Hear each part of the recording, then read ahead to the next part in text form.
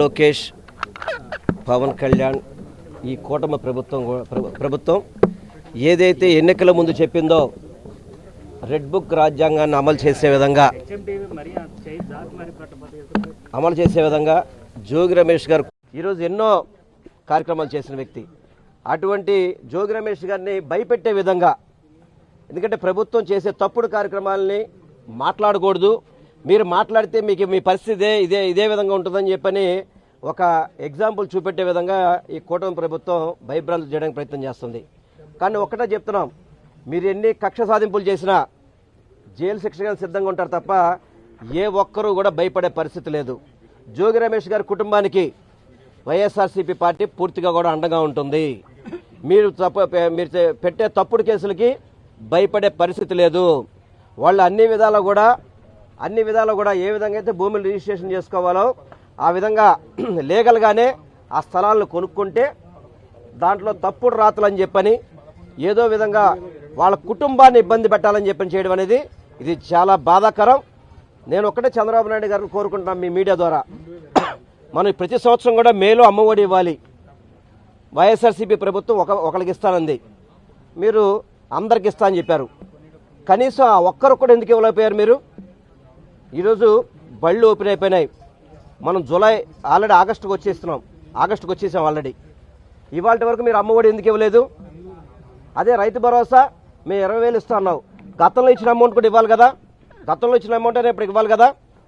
ఈ పథకాలు అమలు చేయకపోవడం వల్ల ఇవన్నీ నిలదీస్తామేమో అని చెప్పని వైఎస్ఆర్సీపీ శ్రేణులను ఎక్కడ పడితే అక్కడ అక్రమ కేసులు పెట్టి దాడులు చేసి చంపేయడాలు కూడా మీరు చూశారు కదా. మన నంద్యాల కానీ వినుకొండలో చూశారు కదా ఏ విధంగా దారుణంగా చంపేశారు.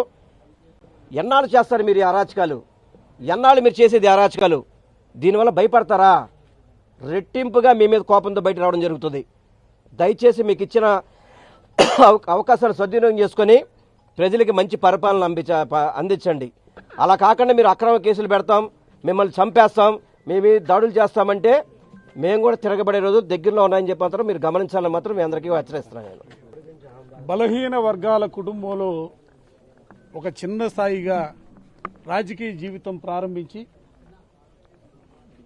అంచెలంచెలుగా ఎదిగి రాష్ట్రంలోనే ఒక కీలకమైనటువంటి నేతగా జగన్మోహన్ రెడ్డి గారి నాయకత్వంలో రాష్ట్ర మంత్రిగా రాష్ట్రంలో బలహీన వర్గాలకు సంబంధించిన వారి సమస్యలు మాత్రమే కాకుండా రాష్ట్రానికి సంబంధించి ఆయన మంత్రిగా చేసినటువంటి కార్యక్రమాలు కానీ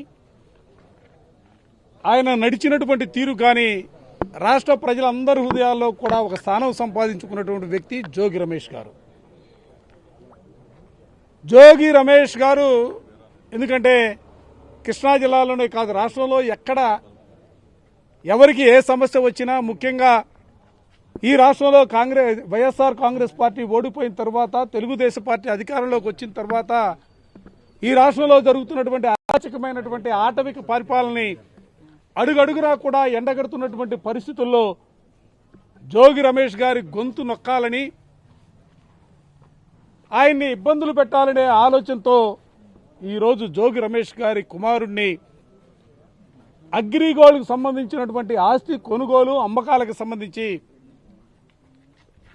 తప్పేదో చేసినట్టుగా ఇవాళ ఉదయం సూర్యోదయం రాకముందే ఇంటిని చుట్టుముట్టి వాళ్ళ కుమారుణ్ణి అరెస్టు చేసినటువంటి తీరుని వైఎస్ఆర్ కాంగ్రెస్ పార్టీ తీవ్రంగా ఖండిస్తూ ఉంది. నేను సూటిగా అడుగుతా ఉన్నా, జోగి రమేష్ గారు మీరు చెబుతున్నటువంటి ఏ అగ్రిగోల్డ్కి సంబంధించినటువంటి స్థలానికి సంబంధించి మీరు చెబుతా ఉన్నారో, ఏ అక్రమాలు జరిగాయని మీరు ఆరోపిస్తా ఉన్నారో దానికి సంబంధించి పేపర్లో అడ్వర్టైజ్మెంట్ ఇచ్చి అది కూడా ఈనాడు పేపర్లో అడ్వర్టైజ్మెంట్ ఇచ్చి ఆ అడ్వర్టైజ్మెంట్ ద్వారానే కొనుగోలు చేసినటువంటి వైనాన్ని దయచేసి నేను ప్రజలకు కూడా గమనించమని కోరుతా ఉన్నా. ఎందుకంటే 22/11/2024 సంవత్సరంలో ఈనాడు 2022 సంవత్సరంలో ఈనాడు పేపర్లో ఒక అడ్వర్టైజ్మెంట్ ఇచ్చి ఫలానా స్థలం కొనుగోలు చేస్తా ఉన్నాం, ఏదైనా ఇబ్బందులుంటేనో న్యాయపరమైనటువంటి ఇబ్బందులుంటేనో మా దృష్టికి తీసుకురమ్మని చెప్పి పేపర్లో అడ్వర్టైజ్మెంట్ ఈనాడు పేపర్లో 22వ తారీఖు 11వ నెల 2022 సంవత్సరంలో ఇచ్చినటువంటి పేపర్ కటింగ్ని ఈ సందర్భంగా చెప్తా ఉన్నా. మరలా తిరిగి అదే స్థానాన్ని అమ్మినప్పుడు కూడా కొనుగోలు చేసినటువంటి వ్యక్తులు కూడా మరలా తిరిగి అదే ఈనాడు పేపర్లో 20వ తారీఖు 5వ నెల 2023 సంవత్సరంలో ఈనాడు పేపర్లో అడ్వర్టైజ్మెంట్ ఇచ్చి ఆ అడ్వర్టైజ్మెంట్ ద్వారా వీళ్ళు అమ్మటం, వాళ్ళు కొనుగోలు చేసినటువంటి పరిస్థితులు. అంటే ఎక్కడ ఏం చేశారు వీళ్ళు? వాళ్ళ అబ్బాయి ఏమి ఇక్కడ ఉన్నటువంటి అబ్బాయికి చదువు ఇక్కడ గుంటూరులోనో లేకపోతే విజయవాడలోనో లేకపోతే ఆంధ్రప్రదేశ్లో ఉన్నటువంటి వ్యక్తి కాదు.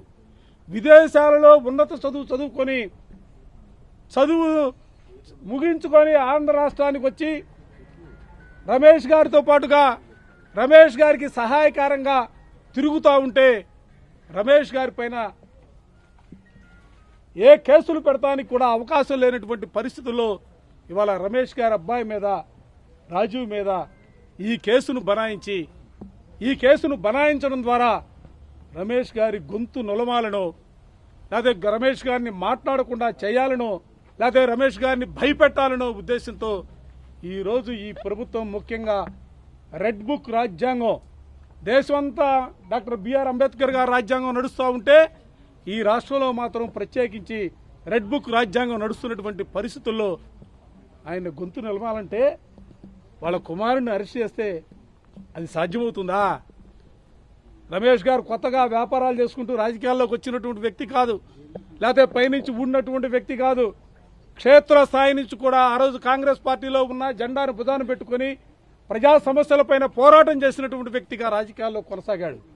మరలా వైఎస్ఆర్ కాంగ్రెస్ పార్టీ రాజశేఖర రెడ్డి గారు మరణించిన తర్వాత కూడా జగన్మోహన్ రెడ్డి గారి నాయకత్వంలో ఈ రాష్ట్రానికి నిజమైనటువంటి ప్రజాస్వామ్యం, రాజశేఖర రెడ్డి గారి ఆశయాల్ని ముందుకు తీసుకెళ్లాలనే ఆలోచనతో ఆ రోజు కూడా అధికారాన్ని కూడా కాదనుకుని జగన్మోహన్ రెడ్డి గారితో పాటుగా మరలా తిరిగి భుజాన జెండా పెట్టుకుని ఆయన వేసినటువంటి ప్రతి అడుగులో కూడా అడుగు వేసినటువంటి పరిస్థితులు ఒకసారి గుర్తు చేస్తా ఉన్నా. ఇది సాధ్యం కాదు. ఎందుకంటే వాళ్ళ అబ్బాయిని అరెస్ట్ అయితే ఆయన భయపడతాడో లేకపోతే వైఎస్ఆర్ కాంగ్రెస్ పార్టీ కార్యకర్తలు భయపడతారనో భావంతో మీరు ముందుకు సాగితే అది మంచి సాంప్రదాయం కూడా కాదనేది విషయాన్ని కూడా ఈ సందర్భంగా చెప్తా ఉన్నా. ఇవాళ రమేష్ గారి కుటుంబానికి వాళ్ళ కొడుకును అరెస్ట్ చేస్తా ఉన్నారంటే ఇవాళ వైఎస్ఆర్ కాంగ్రెస్ పార్టీ శ్రేణులన్నీ కూడా గౌరవ పార్టీ అధ్యక్షులు జగన్మోహన్ రెడ్డి గారి ఆదేశాలతో మేమందరం కూడా ఇక్కడికి రావడం జరిగింది. మీరు కేసులు పెట్టి కోర్టులో హాజరుపరిస్తే మేము కూడా చట్టపరంగా న్యాయపరంగా రమేష్ గారి కుటుంబానికి న్యాయం జరిగేంత వరకు, ఎందుకంటే ఇందులో ఆయన దోషి అనే పదానికి అర్థం లేదు. ఆయన తప్పు చేయలేదు.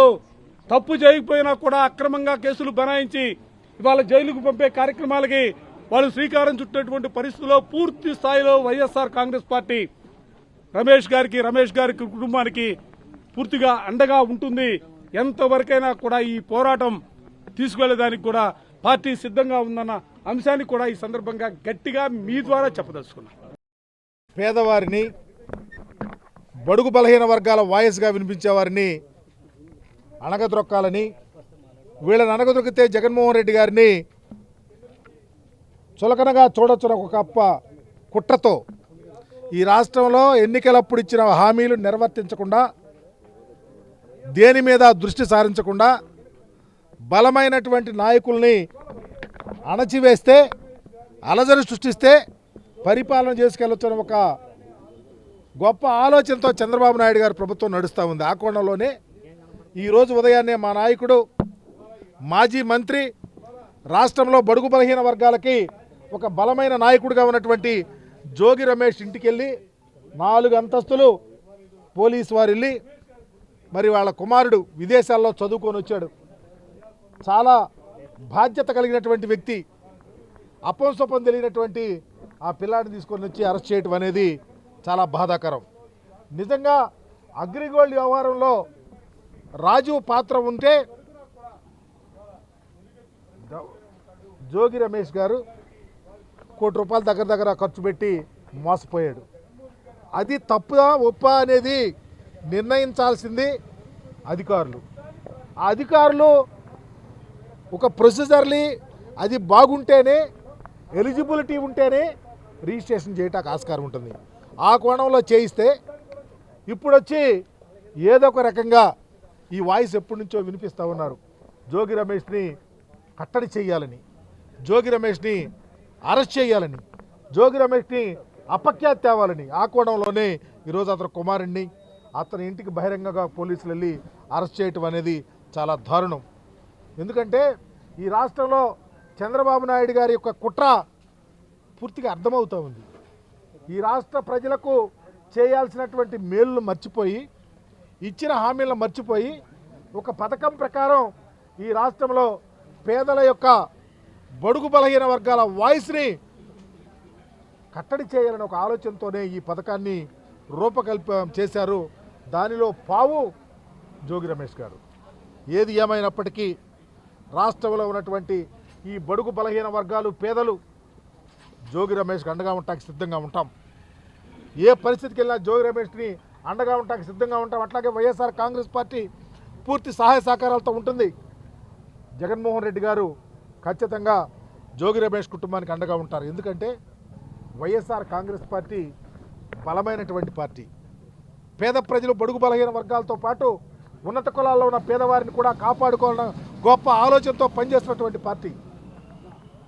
ఏదో ఉడతూపులకి చింతకాయలు రాలితే ఏదో పోలీస్ కేసులు పెట్టేస్తే అయిపోదు.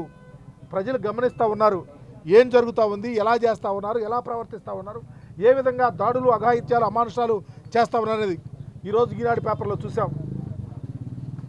అసలు చూస్తూ ఉంటే నవ్వు వస్తూ ఉంది. భారతదేశంలో చంద్రబాబు నాయుడు గారు ముఖ్యమంత్రిగా ఉన్నప్పుడు నేషనల్ క్రైమ్స్ రికార్డ్ బ్యూరో అని ఎన్సీఆర్బీ రిపోర్ట్స్లో భారతదేశం దళితులు, బడుగు బలహీన వర్గాల మీద జరిగిన దాడుల్లో 4వ స్థానంలో ఉంది. ఈరోజు ఈనాడు పేపర్ రాస్తూ ఉంది, జగన్మోహన్ రెడ్డి గారు ముఖ్యమంత్రి అయిన తర్వాత అంట దళితుల మీద దాడులు జరిగినాయంట, అఘాయిత్యాలు ఎక్కువ జరిగినాయని చేస్తూ ఉన్నారు. ప్రజలు కళ్ళు లేని కబోజీలు కాదు. మీరు ఇష్టం వచ్చిన రాతలు రాసి వక్రీకరిస్తే ప్రజలకు అర్థమవుతూ ఉంది ఏం జరుగుతూ ఉంది. జగన్మోహన్ రెడ్డి గారి పరిపాలన పేద ప్రజలకు ఎంత అండగా ఉంది. జగన్మోహన్ రెడ్డి గారి టైంలో ఎవరికి ఎలా జరిగినాయి, ఎక్కడన్నా చిన్న అంటువర్డ్ ఇన్సిడెంట్ జరిగితే జగన్మోహన్ రెడ్డి గారు ఎంత రియాక్ట్ అయ్యారు, ఎంత ప్రతిస్పందించారు, ఎంత పేదవారికి అండగా ఉండాలనేది మీరు వచ్చిన తర్వాత ఎన్ని అఘాయిత్యాలు జరుగుతూ ఉన్నాయో, ఎంత కర్కశంగా దాడులు చేయిస్తూ ఉన్నారో, పేద ప్రజలను ఏ విధంగా భయపెడతా ఉన్నారో, దానిలో ప్రధాన భూమికే జోగి రమేష్.